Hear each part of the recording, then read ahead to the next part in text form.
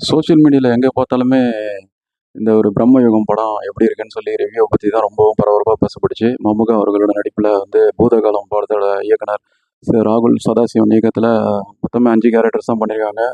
ஆ megastar மம்முட்டி அவர்கள் negative ஷேடுன்னு சொல்லி ரொம்பவும் பரபரப்பா எதிர்பார்க்கப்படும். அந்த படம் பார்த்துட்டேன். மிக தரமான படம். கண்டிப்பா தியேட்டர்ல பார்க்கக்கூடிய தியேட்டர் மெட்டீரியல் படம்.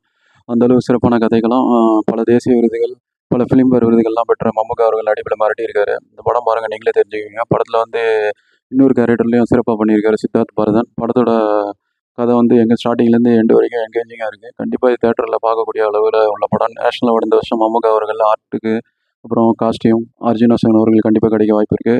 கிறிஸ்டோ சேவியர் வந்து மியூசிக்கும் பிஜிஎம் சிறப்பாக பண்ணியிருக்காரு. மைனஸ்னு பார்த்தா ஃபர்ஸ்ட் ஹாஃப்ல ரிவீல் பண்ணிடுறாங்க. அதை கொஞ்சம் இது பண்ணி தான் நல்லா இருந்திருக்கும். மொத்தத்தில் இது வந்து 14+ பார்க்கக்கூடிய ஒரு தரமான ஒரு மிஸ்ட்ரி படம். எங்கேயுமே போர் அடிக்காது. என்கேஜிங்கான படம். மஸ்ட் வச்சு நான் ரெக்கமெண்ட் பண்ணுறேன். வேற ஒரு 3 நிமிஷம்னா அல்லது முன்னோட சந்தி